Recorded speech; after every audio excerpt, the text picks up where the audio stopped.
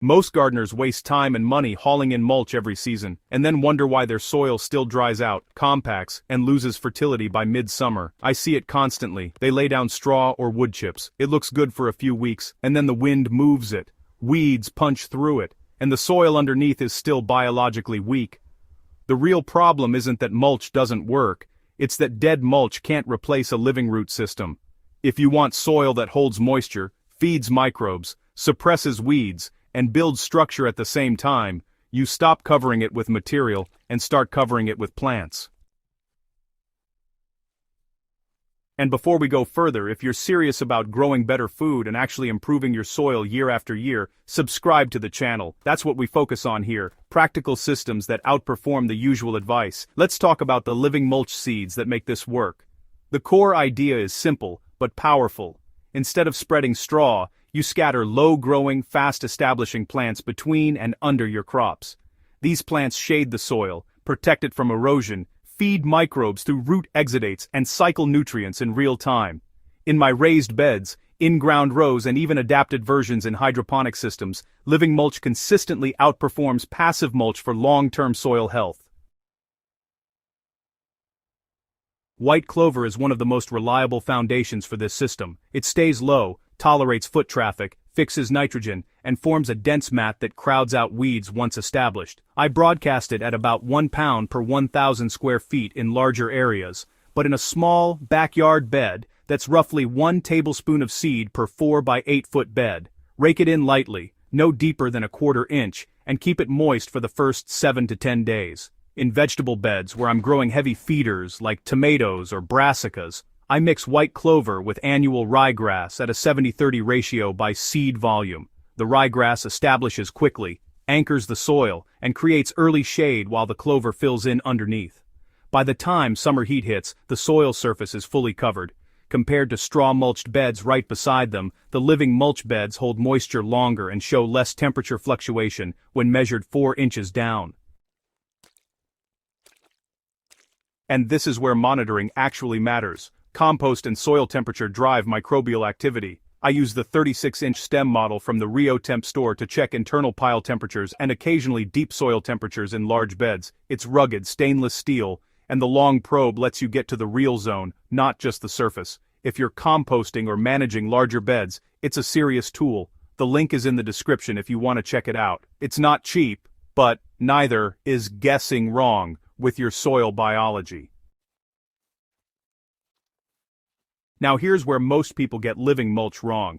They scatter seeds and walk away, then complain that it competes with their crops. Of course it does if you don't manage it. Living mulch is a system, not a decoration. In my 4x8 raised beds, I plant main crops first. For example, tomatoes spaced 18 inches apart down the center row. 2 weeks after transplanting, once the tomatoes are established and about 12 inches tall, I broadcast the clover mix between rows and along edges. That timing matters. If you seed too early, the mulch competes during transplant shock. If you seed too late, weeds get ahead of you.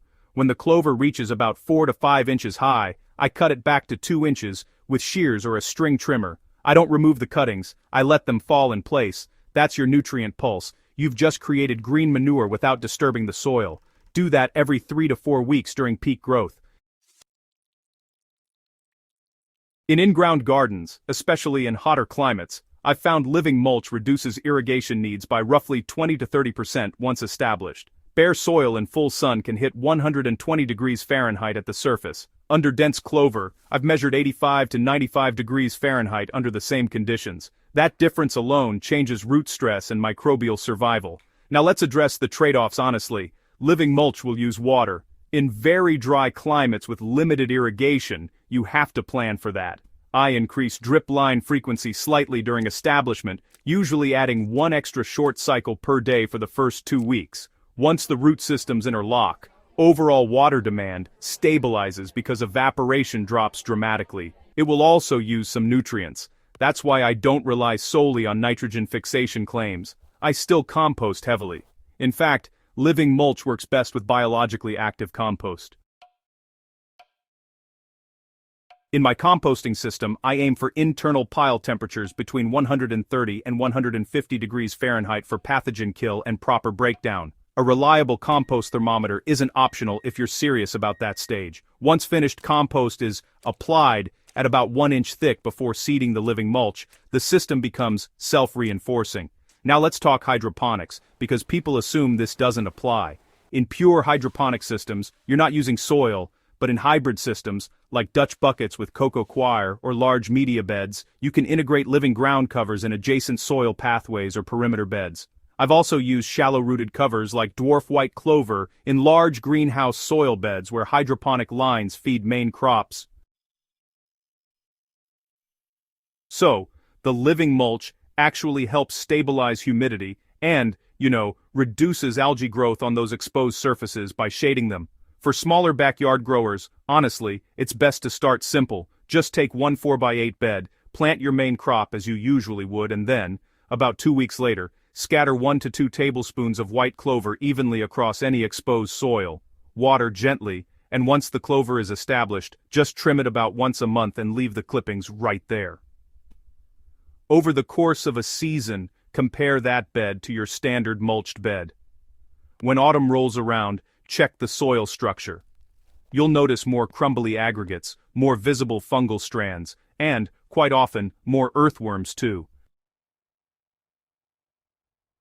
Another strong option is buckwheat for fast summer cover between wider spaced crops like peppers. Buckwheat germinates in 3 to 5 days and shades soil rapidly. I use about 2 to 3 ounces per 100 square feet. It's not perennial like clover, so you chop it before it sets seed, usually at 4 weeks when it starts flowering. Lay it down and let it decompose in place. It's aggressive weed suppression without plastic or cardboard. Big garden channels rarely emphasize this because it doesn't look as tidy as thick wood chip mulch, but tidy doesn't equal productive.